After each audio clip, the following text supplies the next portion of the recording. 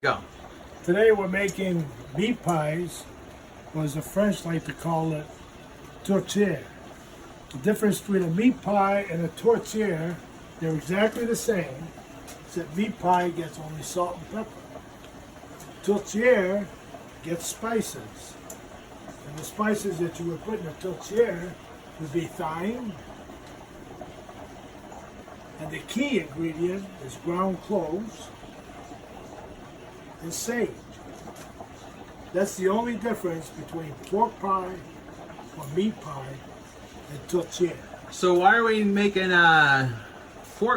meat pie instead of tortilla? Today we're making tourtière, which is a Canadian recipe for meat pies, which has been handed down to us for centuries in the French-Canadian tradition. The key ingredient, first thing you do is you preset your oven at 350 degrees while you're doing all this. And remember to get 2 pounds of potatoes to 2 pounds of meat. You can either use ground turkey or ground pork. First thing you do is you saute your onions. As you can see here, they're glossy. Saute them until they are glossy. And that's what brings the flavor out in the onions. And as you can hear, the oven is ready to cook. Now, as we're cooking the turkey, potatoes are cooking. The potatoes are almost done. And at this point, we're going to stop the video, and then we're going to move on to the next step. Before we stop, if anyone noticed, we have a ratio. I'm a math teacher, so we're going to talk about math. He said 2 pounds of potatoes for every 2 pounds of meat for each pie. So let's suppose you were going to make it and you only had half a pound of meat. So if that was the case, how many pounds of potatoes would you use? Well, for half a pound of meat, I wouldn't bother. Well, that may be. That may be. But for someone that would want to try just to taste it, if it's a 2 for 2 ratio, if you have half the amount of meat, then you have to have half the amount of potatoes. Right. So you're going to have 1 pound of potatoes if you only had 1 pound of meat. That's exactly right. All right, so we're going to go ahead and stop it now. We shall return. And if you notice, as we're sauteing the meat here, we add no spices whatsoever. Just make sure your meat is well done. Your onions are glassy, and your potatoes are done. So it's a key point. Don't add spices while you're cooking the meat. All right, we'll be back. All right, before we continue, we have to clarify something. When it comes to the spices, it's good to taste it as you're spicing it. So there's not there is a set amount, but everyone's taste differs. Now in our case, Mom is the official taster, and what she says goes, because she said, hey, there's a good amount of cloves in here. Whereas my dad's like, we should add more. But Mom is the deciding factor when it comes to the meat pies, so that's all we did. But anyway, so make sure you taste it. Now let's explain how we did the meat. We mixed the potatoes with the meat and the onions, and once everything was thoroughly mixed, we added spices. In this case, we're making a tourtière. Now if you look here, you can barely see the potatoes in with the meat, and that's the way you want your texture. Okay. And just a hint, if you're doing it, so there's a few little potatoes, but instead of just doing this over and over again, what we did was we used a whip. Why a whip? Oh, and we just kept mashing it. Or you can use a masher. Yeah, but we don't have I don't think we have a masher. But a whip works just as well if you don't have one. So. Okay, now we got our meat ready. Our oven's ready. And what was the oven at again? 350. Okay. Now we're going to move on to the pie crust, because you have to do this in succession. Now you want 2 cups of flour and half a cup of shortening, and that will do 1 crust. So if you're doing a whole pie, you want 4 cups of flour and a cup of shortening. Okay? Wait a minute, that might confuse people. First you said half a cup of shortening. And that was for what again? 2 cups of flour, half a cup of shortening. And that is for 1 pie. for 1 pie. And then now you just said 4 cups and then a whole cup. No. 4 cups of flour to half a cup of shortening For 1 pie. for 1 pie. Okay, we got it. And that'll produce 2 crusts. Lower crust, upper crust. Ah, okay, now it's clarified. Okay. So now we got our flour. And we're going to add our shortening.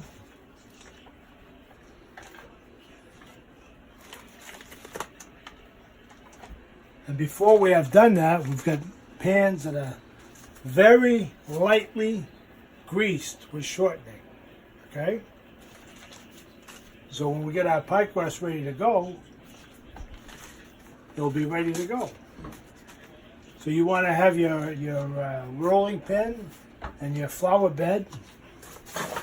And then the key ingredient, pie crust only has 4 ingredients. Flour, shortening, salt. Okay? So you add those together. Add your salt. You don't need much salt. I would say 1 pinch per pie. Okay? So for those curious why I was using so much, you have to remember on this thing, it's got only a couple holes, so that's why it looked like a lot, but it wasn't. Now when a recipe calls for sifting, all sifting means is you use a wire whip and you mix.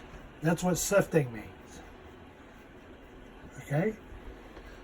Now as you can see here, how many ingredients do we have? We've got 3 so far. Ah, now here comes the key ingredient. This is the key ingredient to a successful and delicious pie crust.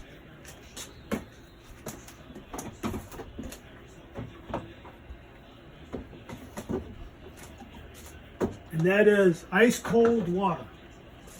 The colder, the better.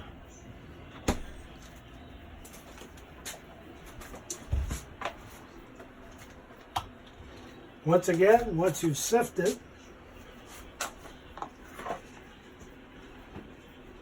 as you can see, this is sifting. A lot of people say, what the heck does sifting mean? Sifting simply means mix. So basically mashing it with a wire whip. Right. And once you get to that point, this is when you add your cold water.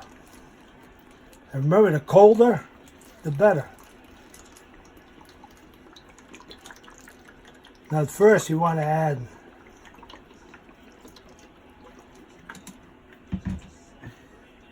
enough to where you'll be able to mix it. At this point you're done with your sifting. Start mixing. Now the quicker you make pie crust, the flakier it's going to be. The quicker, you said? Yeah. In other words, don't let it sit. So we need to rush. Well, you don't have to rush, but you don't want to wait 3 hours to make it. Or I guess another way of putting it is make sure you have all your stuff ready before you start. That's right. As you can see, it's starting to cake up. Now this means that it's not enough. You don't want it powdery. So you add more water. Be careful not to add too much water. So on this one, do you just basically eyeball the water? Go by feel. You got to be able to mix it freely. Can't be lumpy. But a lumpy crust is good because the shortening will make it flaky. So now it's still a little lumpy. Still got flour in there. So we're not trying to make it like a cake mix where it's all soupy and stuff, no, right? absolutely not.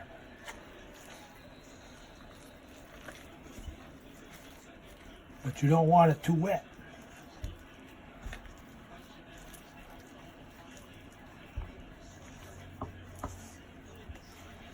Now, if you can see on the bottom here, there's still flour. So you add a little water to that. So what's the key thing to pie crust again? It is ice cold water. All right. And making sure you get your stuff ready so it don't take too long. Now you see how it's slimy here on the top? You don't want that. So you want to make sure it's thoroughly mixed in.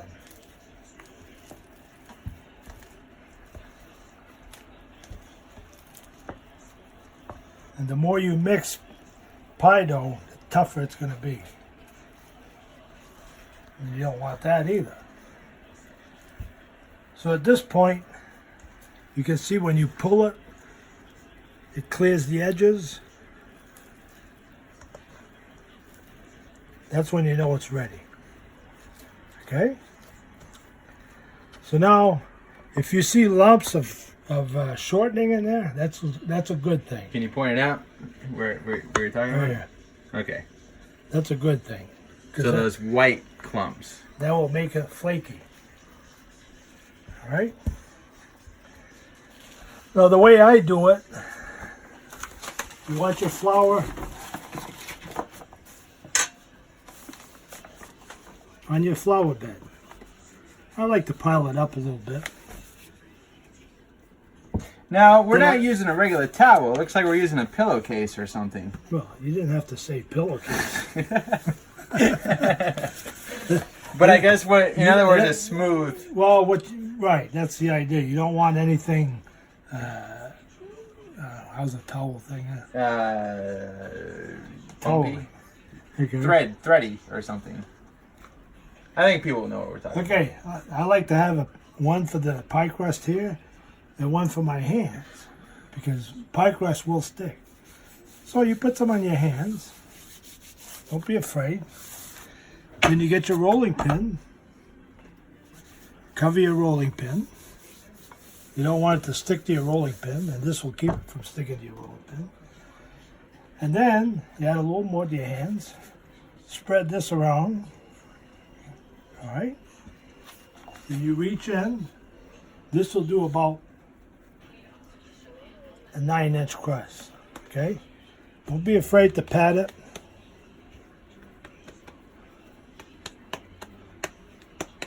So you're just trying to make it dry so it's not sticking to anything, right? Right. You don't want it. You add it onto your flour bed. Add flour on the top. Put a little more flour on your rolling pin. And at this point, you want to roll. Now, if it sticks to your rolling pin, it means you got to add a little more flour to your rolling pin. And at this point, I usually add a little more flour to the top.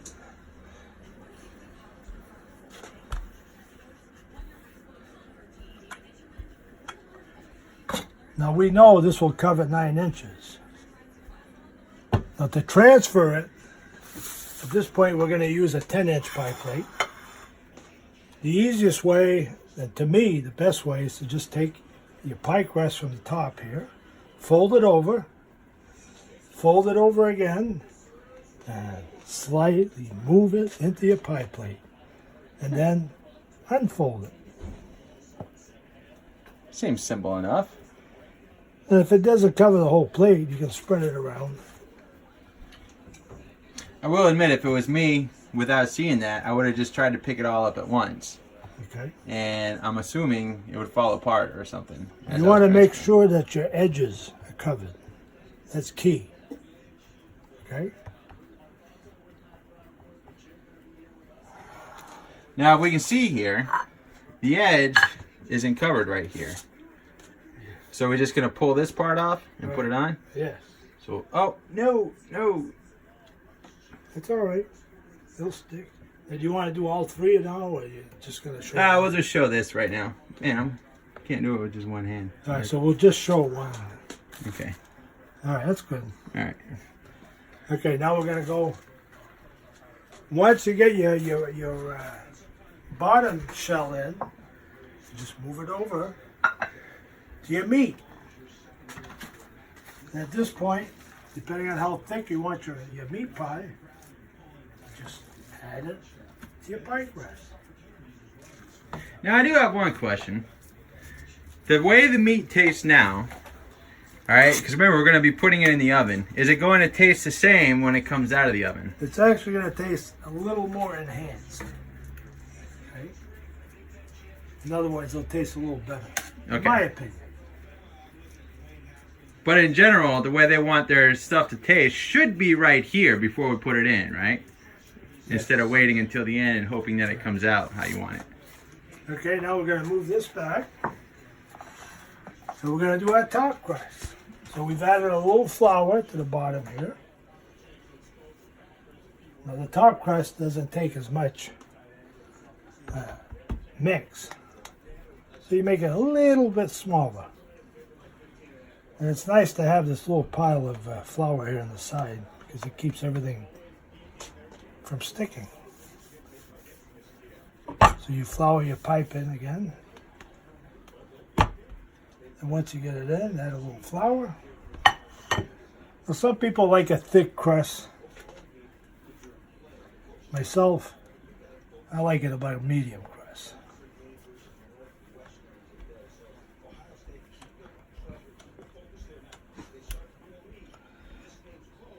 And as we can see here, this will cover a 10-inch crust. So you simply take your crust again, fold it over again, add it to the center. As you can see, the triangle is at the center of the plate. And you fold it over. That way you know it's going to be right on. Add it to the top. Cover any hidden mistakes that we might have made.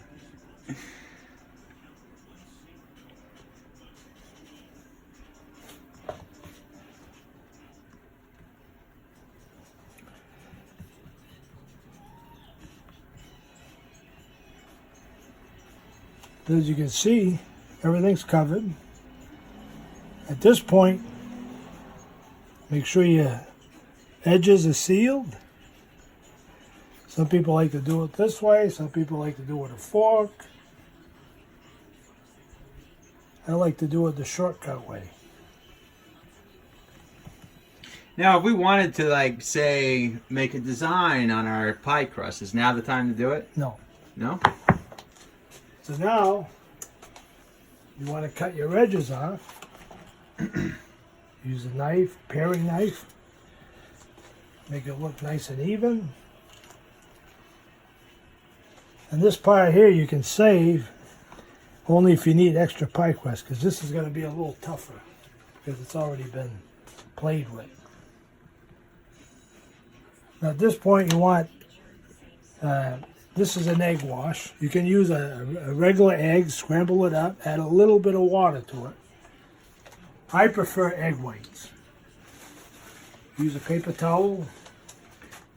So did you already make the mix in that, or is it just pure egg whites right now? This is just pure egg whites. And what this does, egg whites or eggs, it adds a very thin, crispy layer to the top of your pie. That's all it does.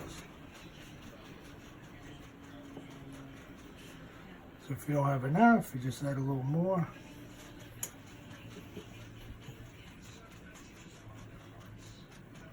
You don't want to see any flour on the top.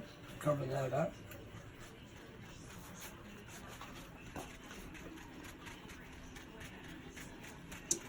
Because flour, if it's not cooked, gives a sour taste. And you don't want that in any foods, not just meat pies. Okay. Now at this point, if you want to decorate, in this case, we're going to make a little Christmas tree. Very simple to do.